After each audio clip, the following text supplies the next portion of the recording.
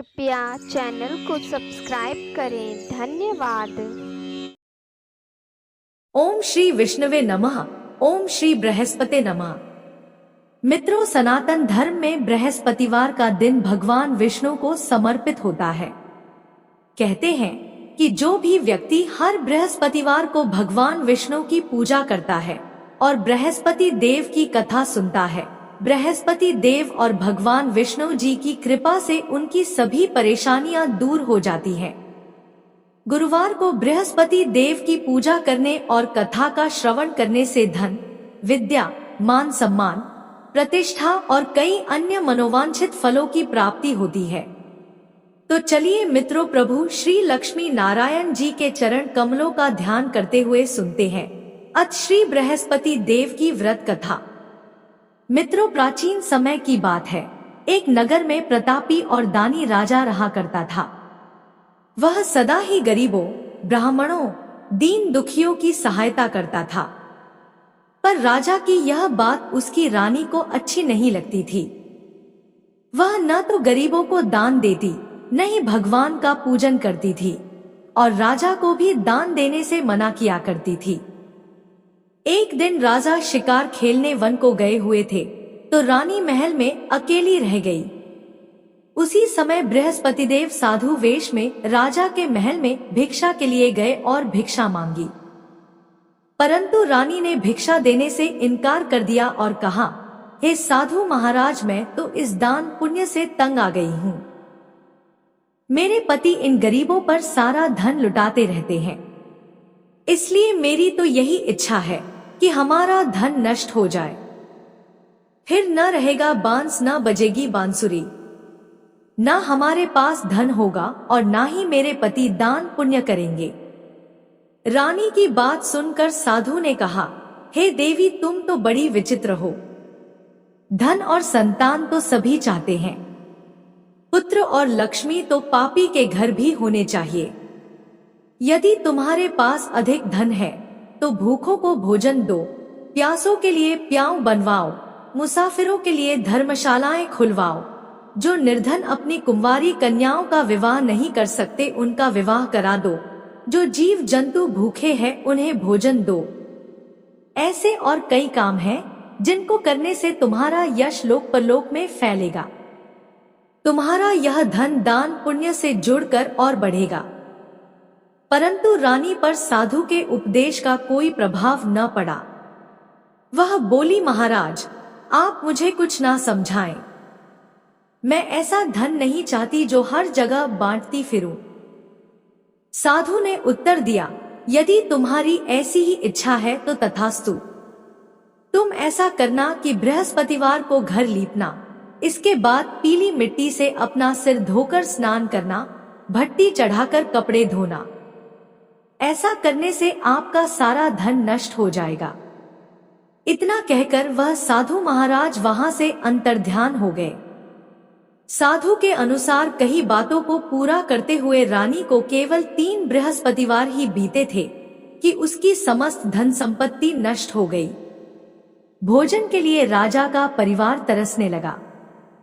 तब एक दिन राजा ने रानी से बोला कि हे रानी, तुम यहीं रहो, मैं दूसरे देश को जाता हूँ, क्योंकि यहाँ पर सभी लोग मुझे जानते हैं, इसलिए मैं कोई छोटा कार्य नहीं कर सकता। ऐसा कहकर राजा परदेश चला गया। वहां वह जंगल से लकड़ी काट कर लाता और शहर में बेचता। इस तरह वह अपना जीवन व्यतीत करने लगा। इधर राजा के परदेश जाते ही रानी और दासी दुखी रहने लगी। एक बार जब रानी और दासी को 7 दिन तक बिना भोजन के रहना पड़ा तो रानी ने अपनी दासी से कहा, हे दासी, पास ही के नगर में मेरी बहन रहती है। वह बड़ी धनवान है। तू उसके पास जा और कुछ ले आ ताकि थोड़ी बहुत गुजर बसर हो जाए। दासी रानी की बहन के पास गई। उस दिन गुरुवार था और रानी की बहन उस समय बृहस्पतिवार व्रत की कथा सुन रही थी। दासी ने रानी की बहन को अपनी रानी का संदेश दिया, लेकिन रानी की बड़ी बहन ने कथा और पूजा अधूरी होने के कारण कोई उत्तर नहीं दिया। जब दासी को रानी की बहन से कोई उत्तर नहीं मिला तो वह बहुत दुखी हुई और उसे क्रोध भी आया। दासी ने वापस आकर रानी को सारी बात बता दी। दासी की ये सब बातें सुनकर रानी ने खुद को और अपने भाग्य को कोसना शुरू कर दिया। उधर रानी की बहन ने सोचा कि मेरी बहन की दासी आई थी, परंतु मैं उससे नहीं बोली, इससे वह बहुत दुखी हुई होगी। कथा सुनकर और पूजन समाप्त करके वह अपनी बहन के घर आई और कहने लगी, हे बहन, मैं बृहस्पतिवार का व्रत कर रही थी। तुम्हारी दासी मेरे घर आई थी, परंतु जब तक कथा होती है तब तक न तो उठते हैं और न ही बोलते हैं, इसलिए मैं नहीं बोली। कहो दासी क्यों गई थी? रानी बोली, बहन तुमसे क्या छिपाऊं, हमारे घर में खाने तक को अनाज नहीं है। ऐसा कहते कहते रानी की आंखें भर आई। उसने दासी समेत पिछले 7 दिनों से भूखे रहने तक की बात अपनी बहन को विस्तार पूर्वक सुना दी। रानी की बहन बोली, देखो बहन, भगवान बृहस्पति देव सबकी मनोकामना को पूर्ण करते हैं। देखो, शायद तुम्हारे घर में अनाज रखा हो। पहले तो रानी को विश्वास नहीं हुआ, पर बहन के आग्रह करने पर उसने अपनी दासी को अंदर भेजा तो उसे सचमुच अनाज से भरा एक घड़ा मिल गया। यह देखकर दासी को बड़ी हैरानी हुई। दासी रानी से कहने लगी, हे रानी, जब हमको भोजन नहीं मिलता तो हम व्रत ही तो करते हैं, इसलिए क्यों न इनसे व्रत और कथा की विधि पूछ ली जाए ताकि हम भी व्रत कर सकें। तब रानी ने अपनी बहन से बृहस्पतिवार व्रत के बारे में पूछा। उसकी बहन ने बताया, बृहस्पतिवार के व्रत में चने की दाल और गुड़ से विष्णु भगवान और केले की जड़ में पूजन करें तथा दीपक जलाएं, व्रत कथा सुने और पीला भोजन ही करें। इससे बृहस्पति देव प्रसन्न होते हैं।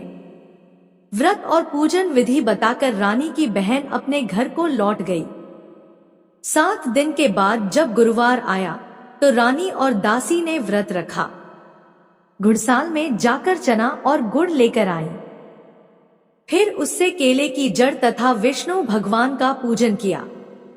अब पीला भोजन कहां से आए, इस बात को लेकर दोनों बहुत दुखी थे। चूंकि उन्होंने व्रत रखा था, इसलिए बृहस्पति देव उनसे प्रसन्न थे। इसलिए वे एक साधारण व्यक्ति का रूप धारण कर 2 थालों में सुंदर पीला भोजन दासी को दे गए। भोजन पाकर दासी प्रसन्न हुई और फिर रानी के साथ मिलकर भोजन ग्रहण किया। उसके बाद वे सभी गुरुवार को व्रत और पूजन करने लगी। बृहस्पति भगवान की कृपा से उनके पास फिर से धन संपत्ति आ गई, परंतु रानी फिर से पहले की तरह आलस्य करने लगी। तब दासी बोली, देखो रानी, तुम पहले भी इस प्रकार आलस्य करती थी, तुम्हें धन रखने में कष्ट होता था, इस कारण तुम्हारा सभी धन नष्ट हो गया था, और अब जब भगवान बृहस्पति की कृपा से धन मिला है तो तुम्हें फिर से आलस्य होता है। रानी को समझाते हुए दासी कहती है कि बड़ी मुसीबतों के बाद हमने यह धन पाया है, इसलिए हमें दान पुण्य करना चाहिए, भूखे मनुष्यों को भोजन कराना चाहिए और धन को शुभ कार्यों में खर्च करना चाहिए, जिससे तुम्हारे कुल का यश बढ़ेगा, स्वर्ग की प्राप्ति होगी और पितृ प्रसन्न होंगे। दासी की बात मानकर रानी अपना धन शुभ कार्यों में खर्च करने लगी, जिससे पूरे नगर में उसका यश फैलने लगा। इधर एक दिन राजा दुखी होकर जंगल में एक पेड़ के नीचे आसन जमाकर बैठ गया। वह अपनी दशा को याद करके व्याकुल होने लगा। बृहस्पतिवार का दिन था। एकाएक उसने देखा कि निर्जन वन में एक साधु प्रकट हुए। वह साधु वेश में स्वयं बृहस्पति देवता थे। लकड़हारे के सामने आकर बोले, हे लकड़हारे, इस सुनसान जंगल में तू चिंता मग्न क्यों बैठा है? लकड़हारे ने दोनों हाथ जोड़कर प्रणाम किया और उत्तर दिया, महात्मा जी, आप सब कुछ जानते हैं, मैं क्या कहूँ? यह कहकर रोने लगा और साधु को अपनी आत्मकथा सुनाई। महात्मा जी ने कहा, तुम्हारी स्त्री ने बृहस्पति के दिन बृहस्पति भगवान का निरादर किया है, जिसके कारण रुष्ट होकर उन्होंने तुम्हारी यह दशा कर दी।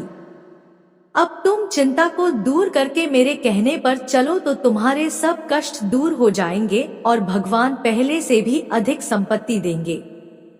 तुम बृहस्पति के दिन कथा किया करो, 2 पैसे के चने और गुड़ लाकर उसका प्रसाद बनाओ और शुद्ध जल से लोटे में शक्कर मिलाकर अमृत तैयार करो। कथा के पश्चात अपने सारे परिवार और सुनने वाले प्रेमियों में अमृत व प्रसाद बांटकर आप भी ग्रहण करो। ऐसा करने से भगवान तुम्हारी सब मनोकामनाएं पूरी करेंगे। साधु के ऐसे वचन सुनकर लकड़हारा बोला, हे प्रभु, मुझे लकड़ी बेचकर इतना पैसा नहीं मिलता जिससे भोजन के उपरांत कुछ बचा सकूं।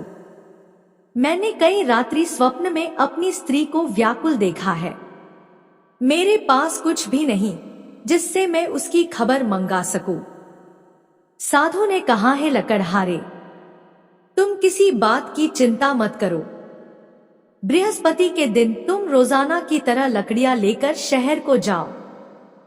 तुमको रोज से दुगुना धन प्राप्त होगा, जिससे तुम भली भांति भोजन कर लोगे तथा बृहस्पति देव की पूजा का सामान भी आ जाएगा।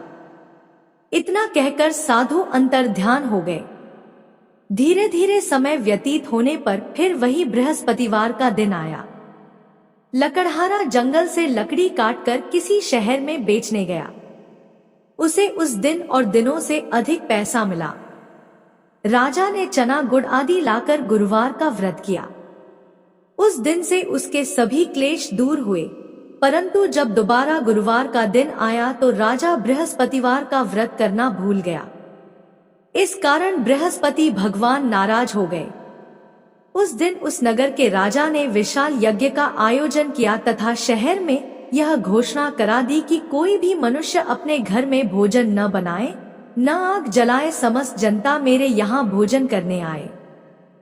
इस आज्ञा को जो न मानेगा उसे फांसी की सजा दी जाएगी। इस तरह की घोषणा संपूर्ण नगर में करवा दी गई।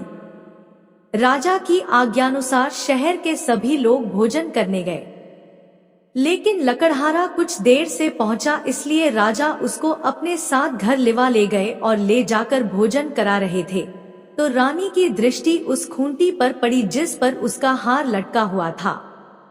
वह हार वहां पर दिखाई नहीं दिया।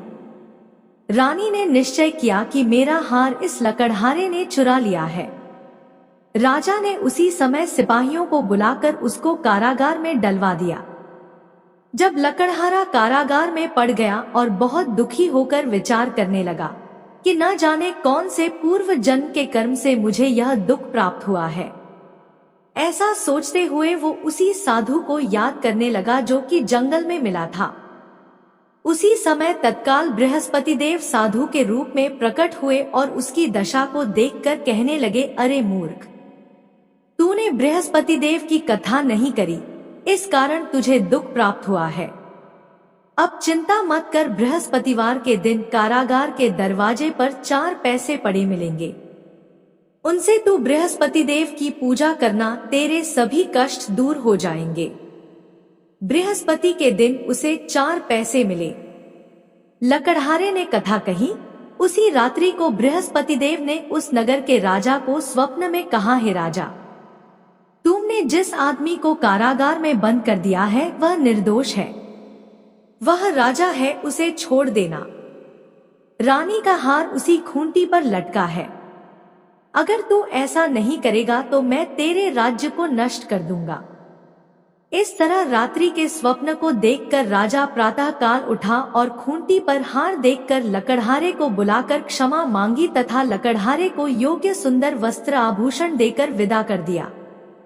बृहस्पति देव की आज्ञानुसार लकड़हारा अपने नगर को चल दिया। राजा जब अपने नगर के निकट पहुंचा तो उसे बड़ा आश्चर्य हुआ। नगर में पहले से अधिक बाग, तालाब, कुएं तथा बहुत सी धर्मशाला, मंदिर आदि बन गई हैं। राजा ने पूछा, यह किसका बाग और धर्मशाला है? तब नगर के सब लोग कहने लगे, यह सब रानी और बांदी के हैं। तो राजा को आश्चर्य हुआ और गुस्सा भी आया।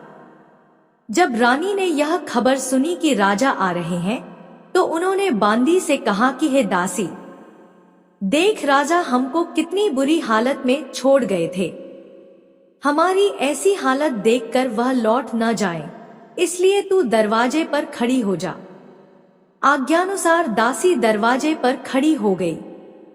राजा आए तो उन्हें अपने साथ लिवा लाई। तब राजा ने क्रोध करके अपनी रानी से पूछा कि यह धन तुम्हें कैसे प्राप्त हुआ है। तब उन्होंने कहा, हमें यह सब धन बृहस्पति देव के इस व्रत के प्रभाव से प्राप्त हुआ है। राजा ने निश्चय किया कि 7 रोज बाद तो सभी बृहस्पति देव का पूजन करते हैं, परंतु मैं प्रतिदिन दिन में 3 बार कहानी तथा रोज व्रत किया करूंगा। अब हर समय राजा के दुपट्टे में चने की दाल बंधी रहती तथा वह दिन में 3 बार कहानी कहता। एक रोज राजा ने विचार किया कि चलो अपनी बहन के यहाँ हो आए। इस तरह निश्चय कर राजा घोड़े पर सवार हो अपनी बहन के यहाँ को चलने लगा। मार्ग में उसने देखा कि कुछ आदमी एक मुर्दे को लिए जा रहे हैं। उन्हें रोककर राजा कहने लगा, अरे भाइयों, मेरी बृहस्पति देव की कथा सुन लो। वे बोले, लो, हमारा तो आदमी मर गया है, इसको अपनी कथा की पड़ी है। परंतु कुछ आदमी बोले, अच्छा कहो, हम तुम्हारी कथा भी सुनेंगे। राजा ने दाल निकाली और जब कथा आधी हुई थी कि मुर्दा हिलने लग गया, और जब कथा समाप्त हो गई तो मुर्दा राम राम करके उठकर खड़ा हो गया। आगे मार्ग में उसे एक किसान खेत में हल चलाता मिला। राजा ने उसे देख और उससे बोले, अरे भैया, तुम मेरी बृहस्पतिवार की कथा सुन लो। किसान बोला, जब तक मैं तेरी कथा सुनूंगा तब तक 4 हरया जोत लूंगा। जा अपनी कथा किसी और को सुनाना। इस तरह राजा आगे चलने लगा। राजा के हटते ही बैल पछाड़ खाकर गिर गए तथा किसान के पेट में बड़ी जोर का दर्द होने लगा। उस समय उसकी माँ रोटी लेकर आई। उसने जब यह देखा तो अपने पुत्र से सब हाल पूछा और बेटे ने सभी हाल कह दिया। तो बुढ़िया दौड़ी दौड़ी उस घुड़सवार के पास गई और उससे बोली कि मैं तेरी कथा सुनूंगी, तू अपनी कथा मेरे खेत पर चलकर ही कहना। राजा ने बुढ़िया के खेत पर जाकर कथा कही, जिसके सुनते ही वह बैल उठ खड़ हुए तथा किसान के पेट का दर्द भी बंद हो गया। अगले दिन राजा अपनी बहन के घर पहुंचा। बहन ने भाई की खूब मेहमानी की। दूसरे रोज प्रातः काल राजा जगा तो वह देखने लगा कि सब लोग भोजन कर रहे हैं। राजा ने अपनी बहन से कहा, ऐसा कोई मनुष्य है जिसने भोजन नहीं किया हो, मेरी बृहस्पतिवार की कथा सुन ले। बहन बोली, है भैया, यह देश ऐसा ही है कि पहले यहाँ लोग भोजन करते हैं, बाद में अन्य काम करते हैं। अगर कोई पड़ोस में हो तो देख आती हूँ, ऐसा कहकर देखने चली गई, परंतु उसे कोई ऐसा व्यक्ति नहीं मिला जिसने भोजन न किया हो। अतः वह एक कुम्हार के घर गई जिसका लड़का बीमार था। उसे मालूम हुआ कि उनके यहाँ 3 रोज से किसी ने भोजन नहीं किया है। रानी ने अपने भाई की कथा सुनने के लिए कुम्हार से कहा, वह तैयार हो गया। राजा ने जाकर बृहस्पतिवार की कथा कही, जिसको सुनकर उसका लड़का ठीक हो गया। अब तो राजा की प्रशंसा होने लगी। एक रोज राजा ने अपनी बहन से कहा कि हे बहन, हम अपने घर को जाएंगे, तुम भी तैयार हो जाओ। राजा की बहन ने अपनी सास से कहा। सास ने कहा, हाँ चली जा, परंतु अपने लड़कों को मत ले जाना, क्योंकि तेरे भाई के कोई औलाद नहीं है। बहन ने अपने भैया से कहा, है भैया, मैं तो चलूंगी पर कोई बालक नहीं जाएगा। राजा बोला, जब कोई बालक नहीं चलेगा तब तुम ही क्या करोगी। बड़े दुखी मन से राजा अपने नगर को लौट आया। राजा ने अपनी रानी से कहा, हम निर्वंशी हैं, हमारा मुंह देखने का धर्म नहीं है और कुछ भोजन आदि नहीं किया। रानी बोली, हे प्रभु, बृहस्पति देव ने हमें सब कुछ दिया है, वह हमें औलाद अवश्य देंगे। उसी रात को बृहस्पति देव ने राजा से स्वप्न में कहा, है राजा उठ, सभी सोच त्याग दे, तेरी रानी गर्भ से है। राजा की यह बात सुनकर बड़ी खुशी हुई। 9वें महीने में उसके गर्भ से एक सुंदर पुत्र पैदा हुआ। तब राजा बोला, हे रानी, स्त्री बिना भोजन के रह सकती है, पर बिना कहे नहीं रह सकती। जब मेरी बहन आए तुम उससे कुछ कहना मत। रानी ने यह सुनकर हाँ कर दिया। जब राजा की बहन ने यह शुभ समाचार सुना तो वह बहुत खुश हुई तथा बधाई लेकर अपने भाई के यहाँ आई।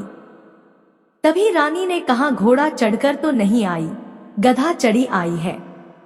राजा की बहन बोली, भाभी मैं इस प्रकार न कहती तो तुम्हें औलाद कैसे मिलती। मित्रों, संसार में जो मनुष्य सद्भावना से भगवान जी का पूजन व्रत सच्चे हृदय से करते हैं तो उनकी सभी मनोकामनाएं पूर्ण करते हैं।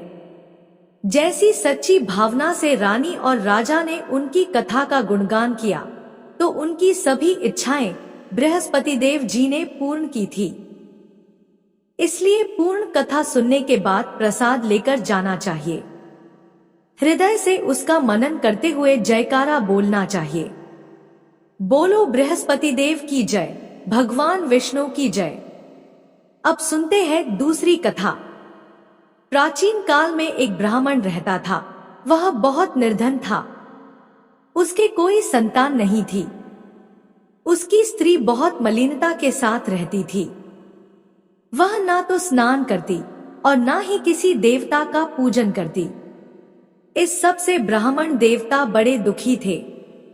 बेचारे बहुत अपनी स्त्री से कुछ कहते थे किंतु उसका कुछ परिणाम न निकला। भगवान की कृपा से ब्राह्मण की स्त्री को कन्या रूपी रत्न पैदा हुआ। कन्या बड़ी होने पर प्रातः स्नान करके विष्णु भगवान का जाप व बृहस्पतिवार का व्रत करने लगी। अपने पूजन पाठ को समाप्त करके विद्यालय जाती तो अपनी मुट्ठी में जौ भर के ले जाती और पाठशाला के मार्ग में डालती जाती। तब ये जौ स्वर्ण के हो जाते तो लौटते समय उनको बीन कर घर ले आती थी। एक दिन वह बालिका सूप में उस सोने के जौ को फटक कर साफ कर रही थी कि उसके पिता ने देख लिया और कहा, हे बेटी, सोने के जौ के लिए सोने का सूप होना चाहिए। दूसरे दिन बृहस्पतिवार था। इस कन्या ने व्रत रखा और बृहस्पति देव से प्रार्थना करके कहा, मैंने आपकी पूजा सच्चे मन से की हो तो मेरे लिए सोने का सूप दे दो। बृहस्पति देव ने उसकी प्रार्थना स्वीकार कर ली। रोजाना की तरह वह कन्या जौ फैलाती हुई जाने लगी। जब लौटकर जौ बीन रही थी तो बृहस्पति देव की कृपा से सोने का सूप मिला। उसे वह घर ले आई और उसमें जौ साफ करने लगी, परंतु उसकी माँ का वही ढंग रहा। एक दिन की बात है कि वह कन्या सोने के सूप में जौ साफ कर रही थी। उस समय उस शहर का राजपुत्र वहां से होकर निकला। इस कन्या के रूप और कार्य को देखकर मोहित हो गया तथा अपने घर आकर भोजन तथा जल त्याग कर उदास होकर लेट गया। राजा को इस बात का पता लगा तो अपने प्रधानमंत्री के साथ उसके पास गए और बोले, हे बेटा, तुम्हें किस बात का कष्ट है? किसी ने अपमान किया है अथवा और कारण हो सो कहो, मैं वही कार्य करूंगा जिससे तुम्हें प्रसन्नता हो। अपने पिता की राजकुमार ने बातें सुनी तो वह बोला, मुझे आपकी कृपा से किसी बात का दुख नहीं है। किसी ने मेरा अपमान नहीं किया है, परंतु मैं उस लड़की से विवाह करना चाहता हूँ जो सोने के सूप में जौ साफ कर रही थी।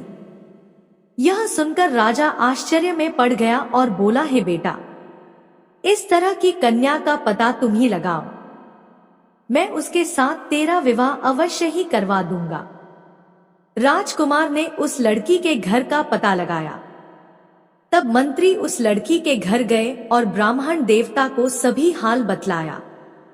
ब्राह्मण देवता राजकुमार के साथ अपनी कन्या का विवाह करने के लिए तैयार हो गए तथा विधि विधान के अनुसार ब्राह्मण की कन्या का विवाह राजकुमार के साथ हो गया। कन्या के घर से जाते ही पहले की भांति उस ब्राह्मण देवता के घर में गरीबी का निवास हो गया। अब भोजन के लिए भी अन्न बड़ी मुश्किल से मिलता था। एक दिन दुखी होकर ब्राह्मण देवता अपनी पुत्री के पास गए। बेटी ने पिता की दुखी अवस्था को देखा और अपनी मां का हाल पूछा।